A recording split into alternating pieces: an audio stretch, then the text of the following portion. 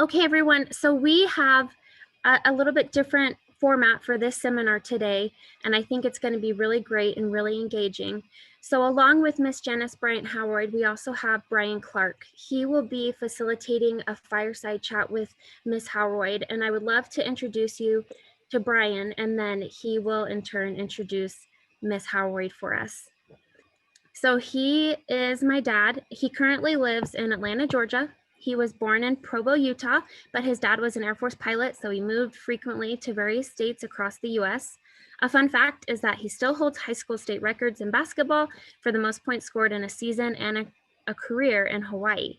He graduated from Auburn University, War Eagle, with a bachelor's degree in composite social science and history. He taught high school and coached basketball while earning his master's in information technology. His current title is Senior Vice President of Global Operations for Agile One. He oversees the implementation of all Agile One's technologies and services, as well as all of the global business for Agile One, which is now conducting business in more than 30 countries across the globe. He has 5 kids and 7 grandkids. Brian will introduce us to Ms. Howroyd, and afterwards, he'll facilitate that fireside chat with Ms. Howroyd. So, Dad. Good morning, everybody, and thank you, Jordan. It's such a pleasure to be here.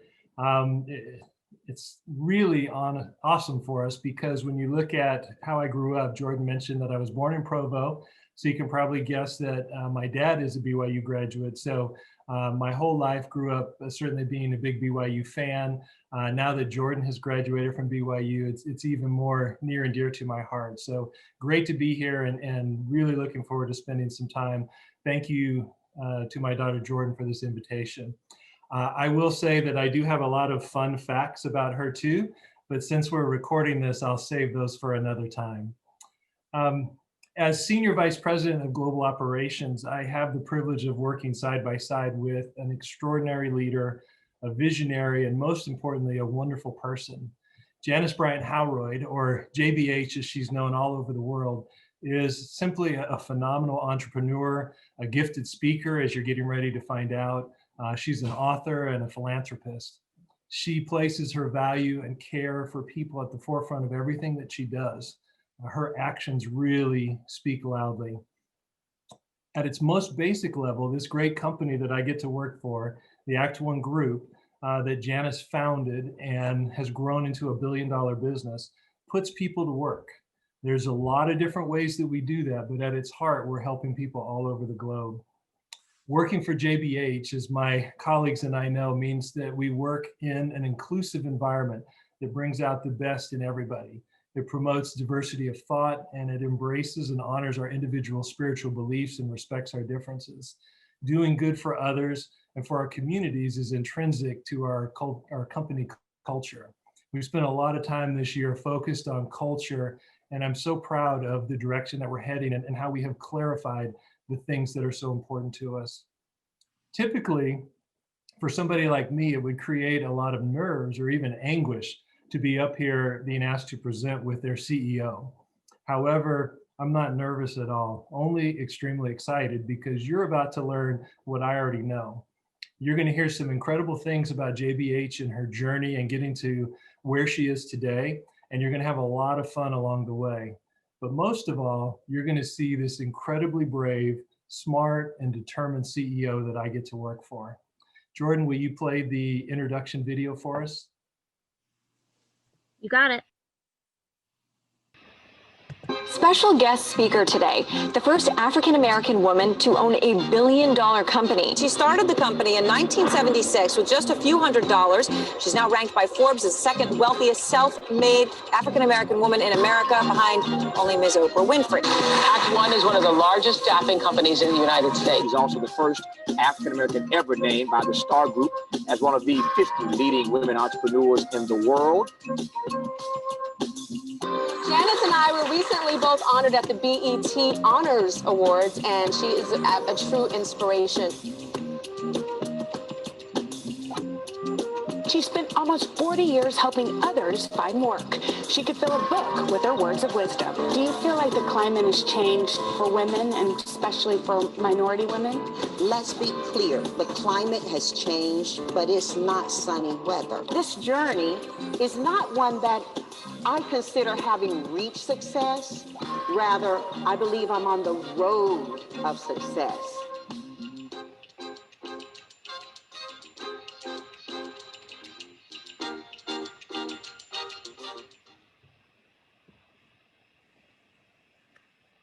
All right. Very good. Thank you. So now you can see why I'm so excited for you to spend time with JBH. She is an amazing mentor to me personally, and I'm so blessed to call her one of my dearest friends. Thank you again, Jordan, and the BYU Graduate Student Society for having us. Let's begin our fireside chat with Miss Janice Bryant Howroyd, CEO and founder of the Act One Group. So Janice, it's so good to spend some time with you. You've spoken and written often about your childhood and growing up in the segregated South in Tarboro, North Carolina, and how your family values and the attitudes and teachings of your parents shaped you. You've overcome adversity on a number of fronts. What can you share with us about your perspective in overcoming these challenges that you experienced early in life and the role that perseverance and tenacity played in who you are today? Well, Brian, I'll answer your question, but first, I just gotta pinch Jordan's cheeks, okay? I mean, my heart is just so full. Jordan, thank you for the work you put into having us be guested to BYU. It means a lot to Brian and me. The schooling incredibly means a lot just based on the values and the work that you're doing. And the output, I mean, the talent that comes out of BYU is incredible, and we're in the talent business, so we know.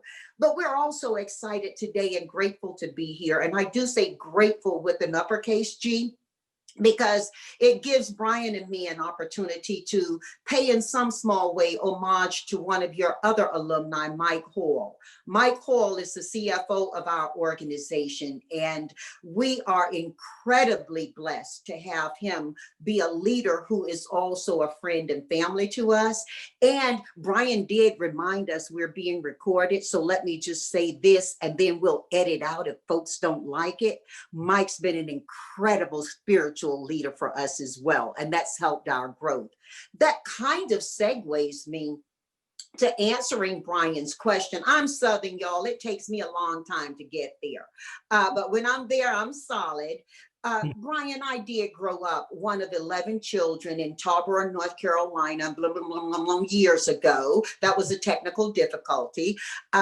Same mom, same dad. Growing up in Tarboro was something I hadn't thought about a lot since I wrote my book, until we all came home from COVID. And I guess COVID gives me an opportunity to describe the environment and the family I grew up in, because we grew up under very adverse circumstances as an African-American family, but we grew up in the best of and I'm speaking socially, economically, politically.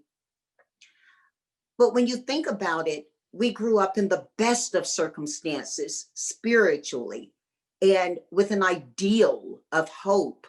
When we waved the flag outside of my schoolhouse that I attended, it was a segregated school for the first 11 formal years of education I received. All of us would gather outside regardless of the weather. And let me tell you, I'm in sunny California right now, but it could get cold back there in Tarboro, North Carolina. We still booted up, suited up, and went out. And we pledged allegiance to the flag. And we said the Lord's Prayer. And then we sang the National Negro Anthem before we went into class every day. That's what happened in the schools. So you guys can imagine what was happening in the homes of a community that supported that kind of public school education. We were grounded in faith. We were taught that Dad used to tell my siblings and I, if we, as many of you who are parts of family may know, you sometimes don't agree on everything. But Dad would tell all of us, you know, if you go to bed still angry, it's your attitude, not your aptitude, because your mama didn't give birth to any dumb kids. And so that's the spirit that I grew up with. It was also the discipline I grew up within. People love to pull out a violin, Brian, and when they talk about my childhood, because when they do the math, I was born in the 50s. and they do the science. I grew up in a region of the country that is still one of the poorest areas of our nation, Eastern North Carolina. They kind of come to the conclusion, they add it up and they say, well, that must have been a really harsh upbringing for her. My memories of my childhood are filled with joy. And that's not a false sense of who we were. 11 kids, one mom, one dad. We did it that way back then. We actually got married before we had the babies. And we were a community that my mom would say things like, one person's trash is another person's treasure. So we valued what we had. We were valuing Mother Earth and taking care of things ecologically before it became a political conversation. We did it because it was prudent. We did it because it was right and God wanted it. And a lot of our lives were streamed from that type of thing. Folks got in trouble. Some of my own siblings had their own exercises in how they saw the world different than mom and dad taught it to us. But we had the foundation. Mom said that if you raise a child the way it should grow up, it will always have something to come back to. And so that's how we grew up, Brian. And I left Tarboro, North Carolina for North Carolina A&T State University. Go Cougars, but I left Tarboro, North Carolina for North Carolina A&T State University in Greensboro. And I was full of excitement. I knew the world was waiting for me. Now, the world taught me otherwise, and I had to create that platform later. But, you know, on that campus, on that university campus, and we were actually spending every day on campus then, no COVID.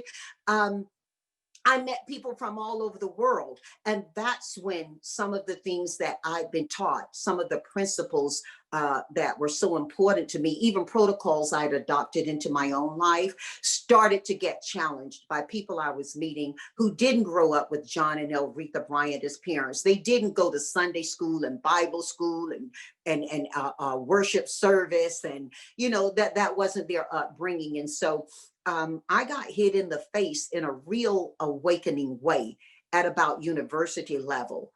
As I migrated from university into my young adulthood, I found that both were excellent to how I want to live my life, both what mom taught me and also what life taught me.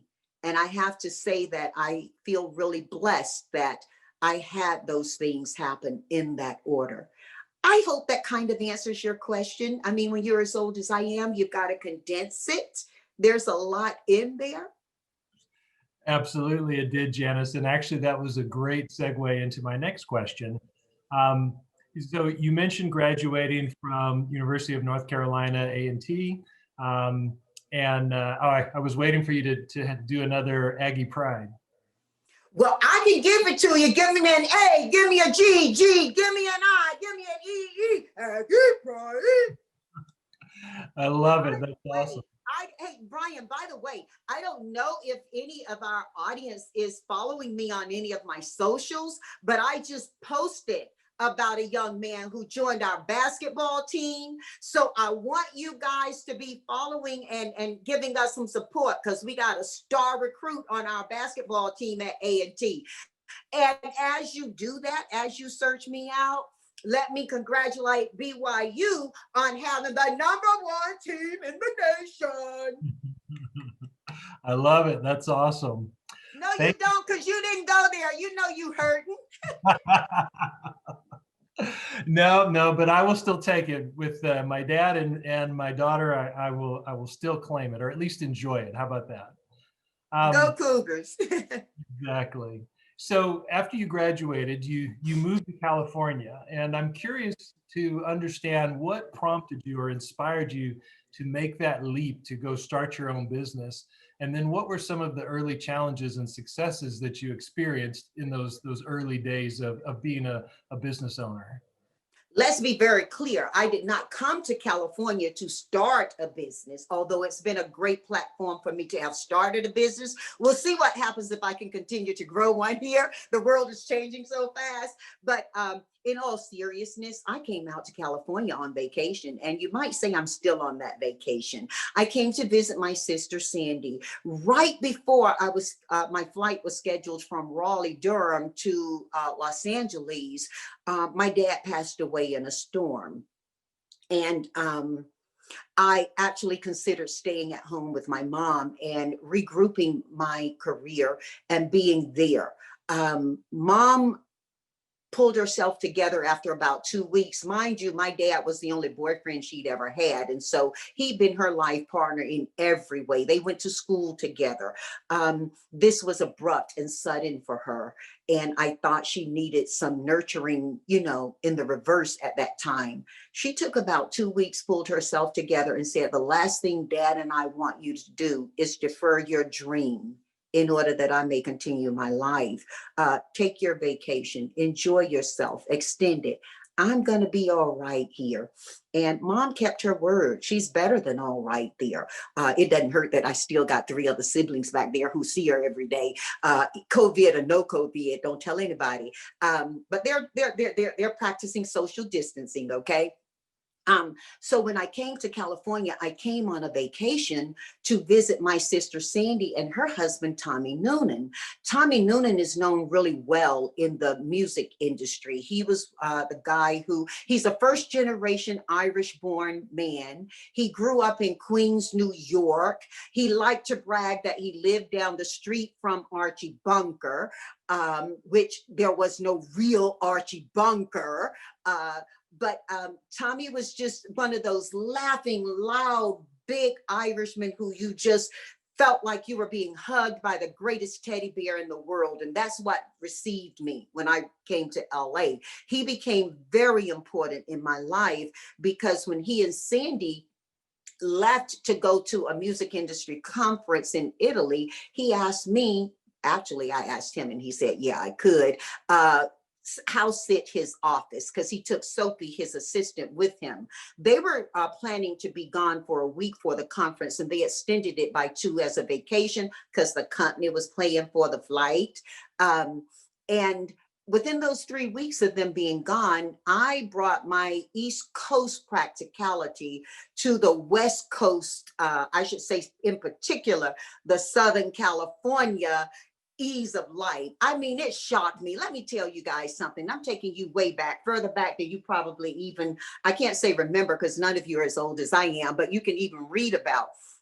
When I came to California, Southern California, people walked around at work in Birkenstocks, and some of them were barefoot. Ladies carried purses with other people's initials on them. And here I am, this little girl from the East Coast, arriving here in the mid to late 70s with high heel shoes, pantyhose, and an unidentified purse. Let me tell you, I did not fit. I did not look the part, okay? But when Tom left, what I did have was I had a great sense of organization and how to pull things forward toward a solution. And so I designed in a way that when he returned, he thought I worked magic. Those were his actual words. So some things you remember in life that people say to you. And he said to me, girl, you work magic here. Now, back then, the music industry was the industry, not the business. And I recall when Sony entered the picture and people actually lamented out loud over lunches and meetings about how the industry was turning into a business. And that wasn't said with a positive reception. So Tom liked what I did for him and suggested that I should hang my own shingle. I had looked for jobs, and let me just take a moment here because it's the right thing to do. I think it's also a teaching thing to do and share with you. My husband, Bernie Howroyd, has one, and I speak of him in the present, even though he transitioned on August 2nd of Alzheimer's. We were blessed with him for 86 years on earth. And I know he's waiting for me. And I hope he'll wait a little longer because my kids told me I can't go right now. But Bernie told me if I'd gone into an Apple One, I'd never have started Act One. And I came to learn that he was right. I went to some of the agencies that sought career fulfillment, recruitment actually is what they were doing for the music industry. And I go on these interviews, I go in looking to type because we typed back then, guys. And I was queen of the IBM Selectric 2. Y'all don't even know what that is, right? That's in a museum somewhere now. Honey, that thing was fabulous to me, considering I learned to type on one that you changed the ribbon and rewound it manually. But, you know, I don't want to let my memory become your boredom. What I'm sharing with you is you're looking at a lot of years of experience and a lot of new recognitions from the East Coast, in particular from Tarboro to LA for me. And that was transitional in my life. And so while I didn't find the work I wanted, and I got to babysit Tommy's office, God worked in a way that it was revealed to me that not only would I start my own company, but I work in an industry to give people a different experience than I was having. And Bernie may have been right because he founded Apple One on the principle, Apple One staffing on the principle that the applicant is the center of the universe. Back then, everybody took the jelly beans, everybody took the tickets to the movies, to the client companies who were paying fees. But at Apple One, applicants got a little book called As a Man Thinketh with every job they took through Apple One. And that book has become electronic. And because I'm the kind of chick I am, I've gotten the permission and rewritten it to As a Person Thinketh. But we still follow those core principles that he founded his company from, and the diversity and the adversity issues that I found when I was looking for work. So our company was founded not because I had a dream as a little girl of one day starting a workforce solutions organization where Brian Clark would lead us across the globe into over 30 countries, as his daughter just said. It was founded upon a principle of create the future you want. And I'll just say one more thing that my husband taught me, because we shared so much in life. He taught me that jobs don't have futures, people do.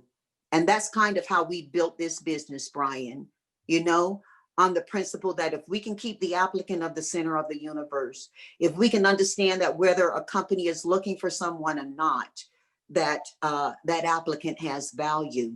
And we can be the best voice for them, an advocate for their future. And we also assist them in upskilling so that they, you know, some people look for jobs, some people look for careers. Many people who are within the distance of my voice right now may be looking for careers and they are working jobs in that path. We welcome all.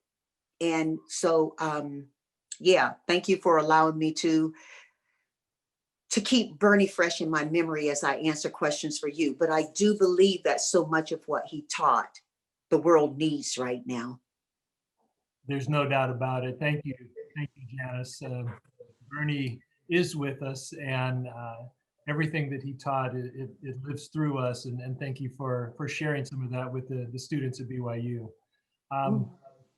I think it's really interesting as you start to frame out your journey. It started off in Tarboro, then to Los Angeles, and then your business grew to cities all over the United States. Today we have operations in Europe and Asia and Latin America. But I'm real interested in hearing what was the motivation in taking the Act One Group global, and what have you found most challenging and most rewarding in that effort? Because that is a whole other level of business versus where you started in Los Angeles, California.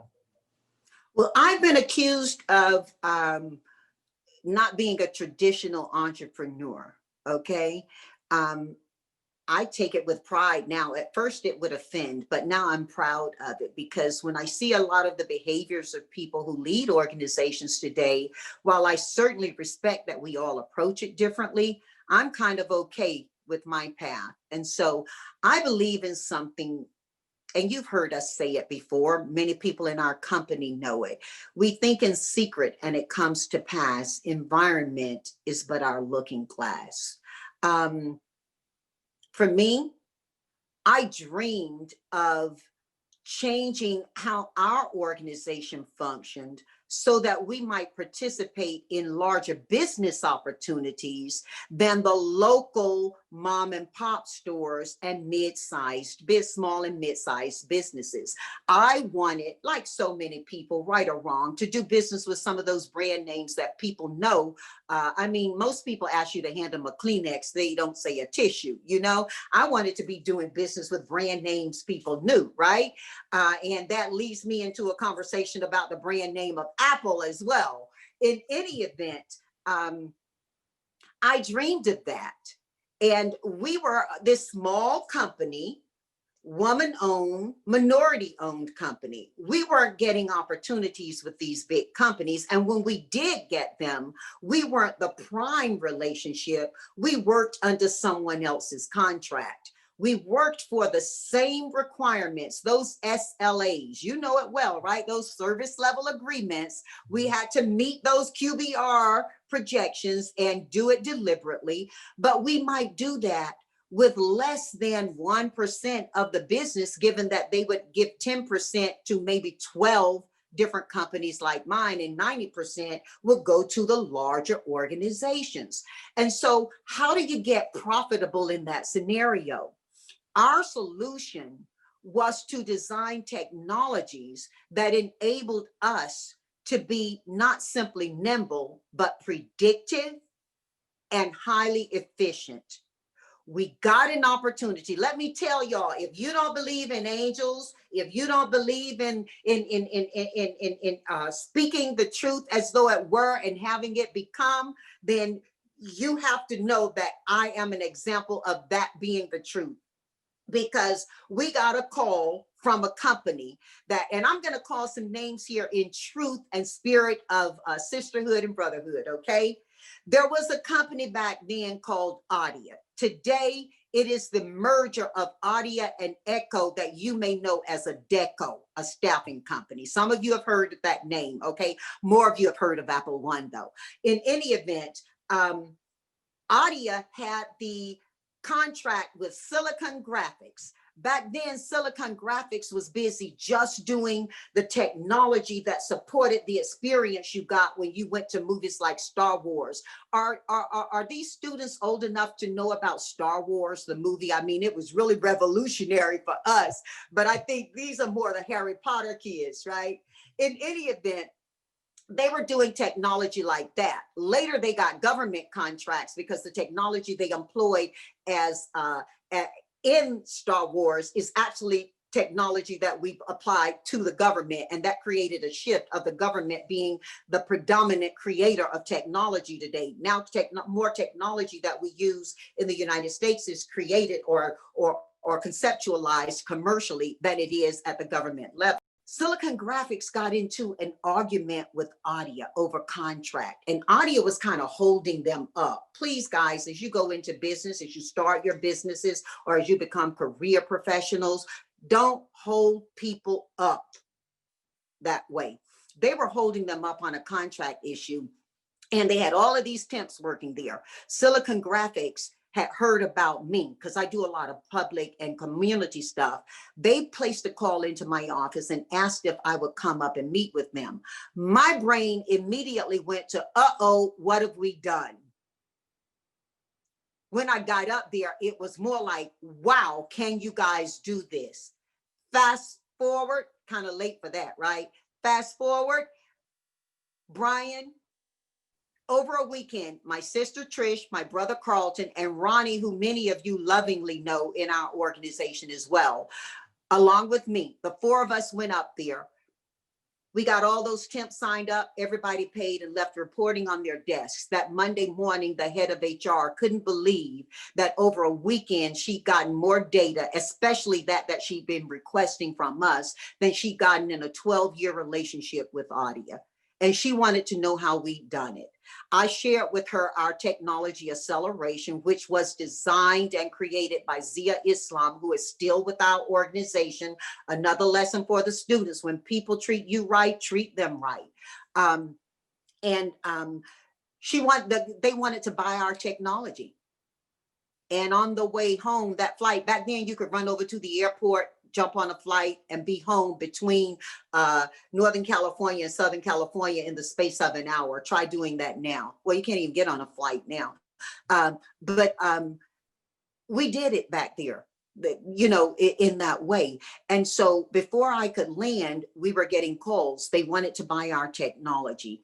I talked with my brother and he suggested, don't sell them the technology, sell them the service. And that became the foundation for our technology acceleration, which fueled our ability to go international. And we had a tagline back then called technology is our geography. That was our argument, that we didn't need to have brick and mortar everywhere you needed service based on what we provided.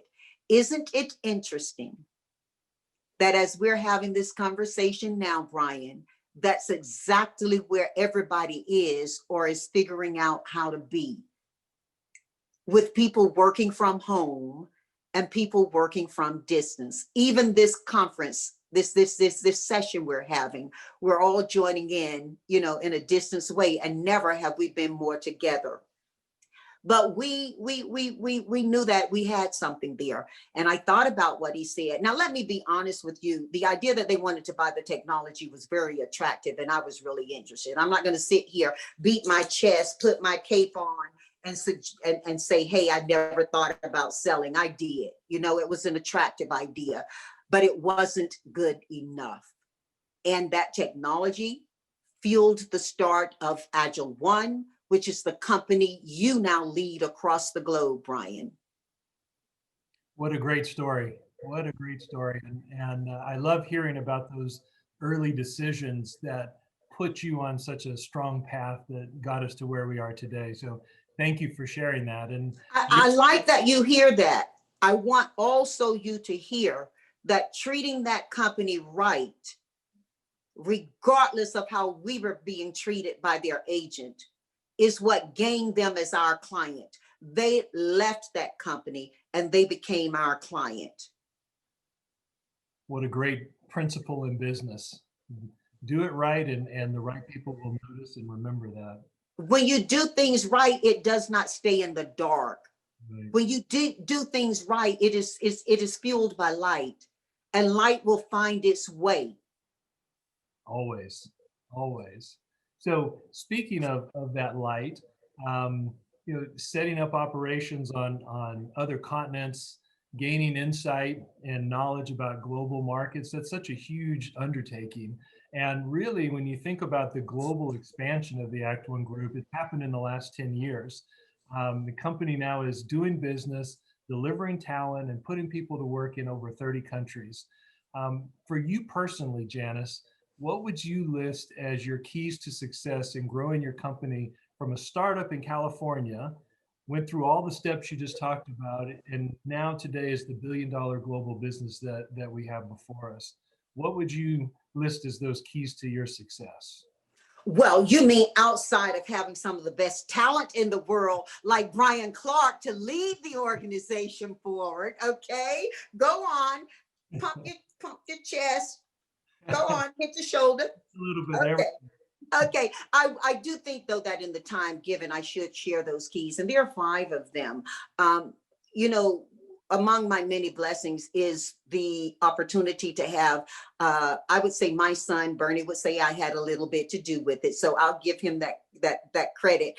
Our son, Brett Howroyd, leads the organization, and 2 of these keys he helped me to formulate. There are 5 of them. Now I'm going to sound like somebody a lot of people here know. Write this down, or if you guys have your cell phones, you know, put this down, okay?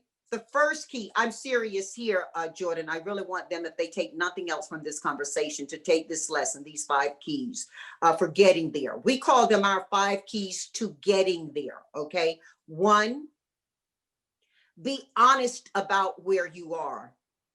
Now, being honest about where you are is really important. It's not just about sharing with everybody your weaknesses. I'm not suggesting you do that.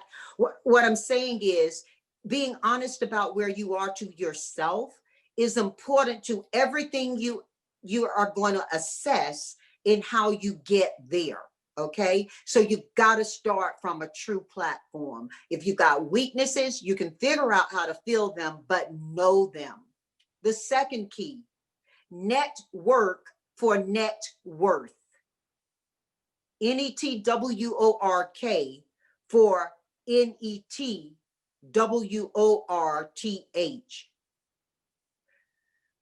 You're grad students. I cannot talk to you as though you're first year on BYU.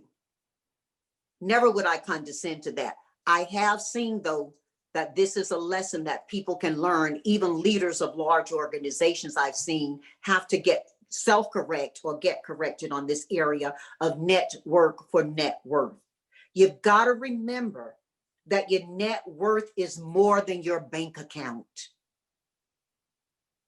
Your net worth includes people who are quick to give you references. That's money. That translates into currency. Your net worth is the family that sacrificed or invested in you having a great education. That transfers into currency. Your net worth is the people who employ you while you self-fund your education. It transfers into currency. So network for net worth.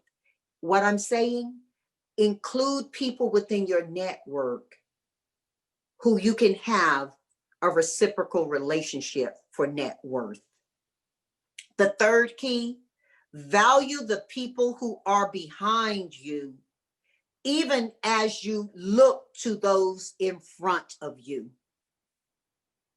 Now, let me tell you, I've been to too many conferences where I've been engaged in a conversation with someone, only to have them in a poignant moment look over my shoulder and work their way towards somebody else.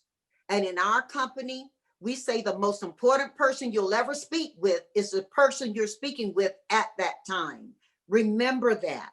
And so it's really critical that you value the people who are behind you, your family, your friends, your peers, those people who knew you when. You don't drop people the way you drop a product. However, when you do value people, it speaks forward in everything that you do, and folks get to know it, just like the people at Silicon Graphics got to know who we were because of how we behaved, even though we didn't own the contract. The fourth key, discipline is not a dirty word. So many people argue with the idea of discipline under the frame or the disguise of it being freedom of thought, freedom of this and freedom of that. Being disciplined does not deny you freedom. As a matter of fact, look at me. I am a witness to you that being disciplined has created most of the freedom I've known since I left the home that John and Elretha built in Tarboro, North Carolina. You know, another thing about discipline, many of you are at home with people you love and adore, and you used to pray you could have more time with. And honestly, a few of you have had enough of that time and you're ready to get back out there, okay? You really could face the traffic and rush home to make dinner a little bit now for the freedom of being back in the office or back in the streets or back in the restaurants. Here's the thing I want to say about the folks who are at home with you right now. I'm not telling you whether you go to the restaurants or not. Hey, look, that's your thing, right? What I am telling you is you have to control your day, not let your day control you.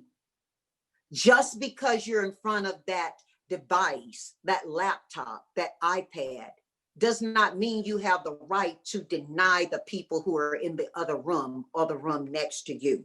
Give them their time too.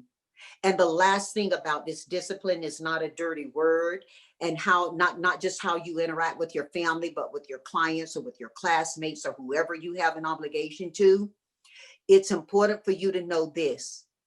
When this is over, people are going to remember how you treated them in the moment of it. Maya Angelou, an American poet laureate, said this: people may not remember what you said, but they long remember how you made them feel. Discipline isn't just about you tasking appropriately to your agenda.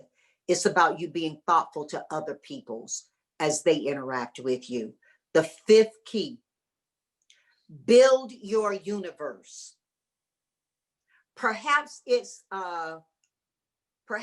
preaching to the choir to say this to you, and you got one of the best choirs in the world, or I should say we've got one of the best choirs in the world. But hear me clearly. Honor God, respect the earth, and no matter who you call God every day. Then be quiet and listen. So many of us are accustomed to prayers of petition or prayers of intercession. There are so many intercessory prayers going on right now for people we know and people we don't know. If your prayer finishes with your words only, go back and kneel again. Be quiet. Prayer is a relationship with God. Don't you do all the talking. And on that word of advice, I'm going to stop doing all the talking. I'm going to allow you to talk a little bit. One thing I do want to say, though, is you will notice, and my son pointed this out to me. Did you realize that our fifth key, if you anagram it, is BYU? Build your universe. Who better appropriate to receive this message and to deliver it to the world than all of you? I'm so honored to have had the opportunity to chat with Brian, who is beloved and respected in our organization, to develop us out into over 30 countries, to have Mike Hall be here, who is one of your own, I would say, illustrious alumni, and Jordan, to have alumnus, and to have you, Jordan, here. It warms my heart to see you lose your paper and have to read it to talk about your dad.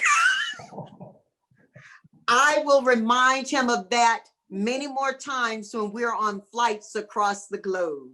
I will ask him, where's your paper? In any event, thank you guys so much. You've given me a treat. You've allowed me to walk down memory lane and share it forward, and thank you for that. It's been my honor. I applaud you. Thank you so much, Janice. What a powerful, powerful 45 minutes that we've been able to spend with you. Thank you so much for doing that. Jordan, it looks like we have a little bit of time for questions, and I'm super curious to hear what this group wants to know from JBH. So I will send it back over to you. Sure, Janice, thank you so much. One of the questions in the chat was, in light of your extensive success, juxtaposition with the recent social unrest related to the killing of African Americans by police, what advice would you give to underrepresented minorities and people of color who may perceive that there is no place for them in a system that consistently seems to oppress them? Let me be very clear. I would give the same advice to them as I would give to anyone. And advice is a tenuous thing because it comes from one's own experience and learning, which does not always integrate someone else's experience or learning. The part of my growing up that I did not share with you, Jordan, was who asked the question? It was our dean, our dean of graduate studies. Thank you, Dean. Thank you for that question. The part that I didn't share was that my 11th grade year, I was the person who went to integrate our schools. And while I didn't get beat up, I did get homework stolen and thrown up against walls in bathrooms. And it was, to this day, until August 2nd, it was the worst year of my life. 2020 is proven to be the best and the worst year of my life, because I did lose my beloved husband of over 40 years this year to Alzheimer's. We've also seen how our teams operate. And so the advice I give you can only be given from my perspective, especially as you're talking about giving it to African Americans and other minorities. There is a book by Lorraine Hansberry. That book is A Raisin in the Sun. It was turned into a movie later that starred Sidney Poitier. In that movie, Mama Lena, who is the matriarch of the family now that her husband has passed away, inherits his life insurance. Now, you've got to understand, and your students, you can still do this. You've got to understand the semblance of things in books written. She inherits his life savings, $10,000. That, not savings, his insurance policy. That was enough then for them to get up out of the ghetto and buy a home in a nice community. Back then, a nice community meant a predominantly white community. They would be the first Black family to move in that community. Mama Lena has a son and a daughter-in-law. Her son is Walter Lee Jr., named for the father who left that insurance policy to lift his family up out of a poverty neighborhood. The son thinks that he's going to improve the amount, and he invests unwisely and loses it all. Part of that money was also going to be spent on paying forward his sister Benita's education. She was going to get to go to college on her daddy's life insurance. They lost it all in a whim that Walter Lee engages in with a friend. Benita rightfully gets upset with Walter, and she goes off on a tyrant against him. And she tells him exactly what she thinks of him. And Mama Lena looks to her son and her daughter.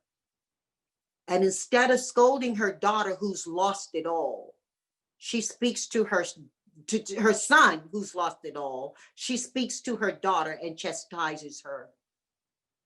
And she says this: when you would measure a person, measure them right. Measure them from everything they've had to go through to get to where they are. And have a spirit of forgiveness. And don't let that be a reason to stop you. And I would share that with others, because anybody who would need to death a person for 8 minutes and 46 seconds has gone through something in life that's not right.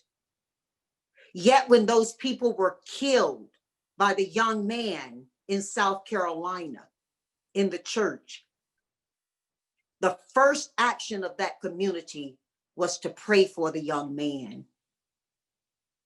Mom and Dad taught us about different currencies that we have. I taught you some of that today, your network and your net worth.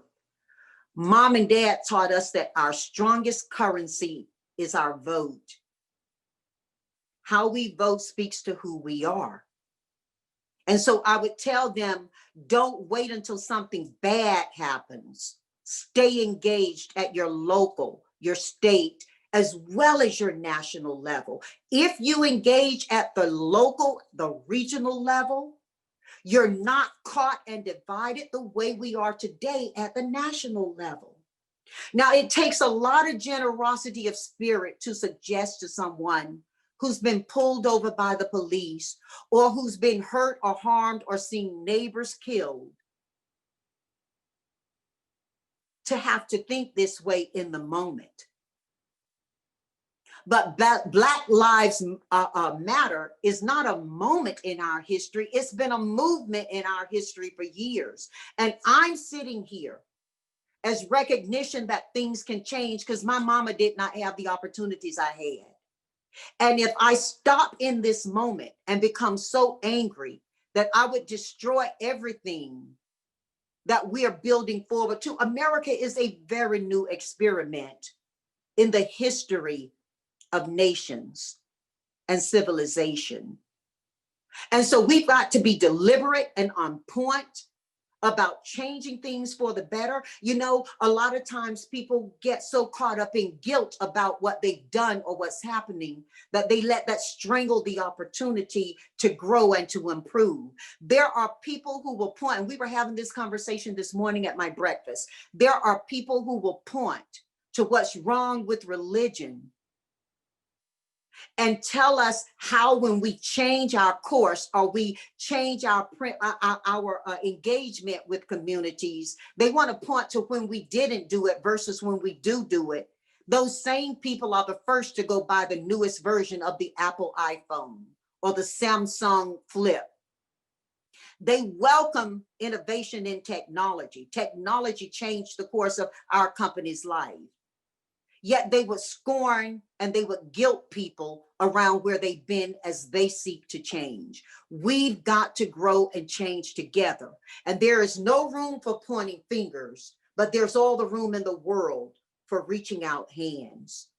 I know what I'm saying takes a big stretch for a lot of people. There was a time when this beautiful blonde weave you see was my own natural afro. And I was out saying it loud, I'm Black and I'm proud, because James Brown told me to. And that was my movement. That was my moment in Black Lives Matter on my college campus. And it was valuable and it was right. And it was a part of the thing, not all of the thing. I also had to hold on to my spiritual training. I had to reach out and understand why people, the psychology of why people behave. I'm not saying give people a get out of jail free card when they're the perpetrator and you're sending the wrong guy to jail. What I am saying is we've got to understand the journey we're on, not just the point we're at. I could go on and on, but I know you have a time-sensitive schedule here. This is a very important question that the dean is asking. And I think that many of us are going to have to ask ourselves this question as well. So let me close my answer to this, Dean, on this note. Interesting, I choose the word note. Maybe God is speaking, not me. I did ask to be a vessel and not a voice. I started talking about, in my early days when Brian asked me, our classrooms, the whole school, gathering on the schoolyard, saying the pledge to the flag, the Lord's Prayer, and singing the Negro National Anthem. And there's a line in that anthem. I would encourage, yea, I plead that each of you go read the words if you don't want to listen to the song. By the way, my favorite version is by Al Green, okay? In any event, the Negro National Anthem has a line in it that says, it goes like this. I'm not going to sing it. That's not my thing. Lift every voice and sing till earth and heaven ring. Ring with the harmony of liberty. Let our rejoicing rise high as God's listening skies. Let it resound loud as the rolling sea. Sing a song full of the faith that the dark past has taught us. Sing a song full of that the present has brought us. Facing the rising sun of a new day begun, let us march on till victory is won. That's what I would tell people. We were taught this song and we had to write essays on it. And the part that we had to write on was facing the rising sun of a new day begun. Let us march on till victory is won. There is no room for a hopeless sinner. There is all room for somebody who's ready to move forward. And maybe I could have summed it up and want something a lot simpler and a lot quicker for you, Dean. My mama always told us, and lessons about how to behave. But my mother-in-law, when she met me as Bernie's girlfriend all those years ago in England, I asked her, I said, my mom and dad raised 11 kids.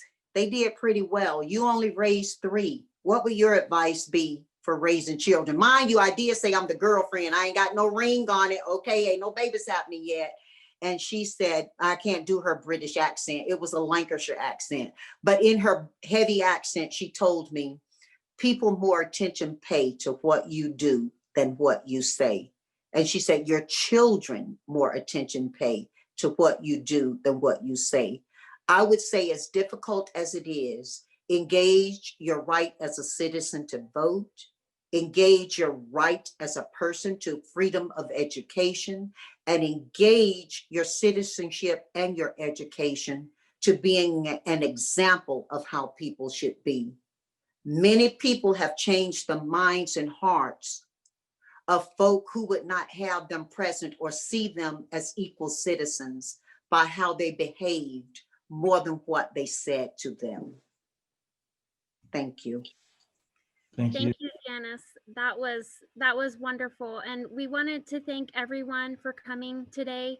If you would like to leave a comment for Janice before you leave, please leave it in the chat and I'll make sure that she gets it, that she sees it. Logan? Just on behalf of myself as the Dean of Graduate Studies and our department, our staff there, the Graduate Student Society, the students that were in attendance today, we just wanted to thank you very much, Janice, for taking the time out of your busy schedule to be with us and to share your thoughts and words of encouragement as we move forward in these very challenging times. Wonderful to hear the advice that you were able to give to our students, and I appreciate you answering my question. I've never heard the Black Anthem before. I'm going to go look it up and memorize it. That was great words of wisdom there, whoever penned that. So again, on behalf of our Graduate Studies and BYU, we're just extremely grateful to have you be a guest speaker in our professional development series. So best wishes, stay safe and healthy in this pandemic. Thank you so much, Dean. Everybody remember, joy cometh in the morning. Thank you, Janice.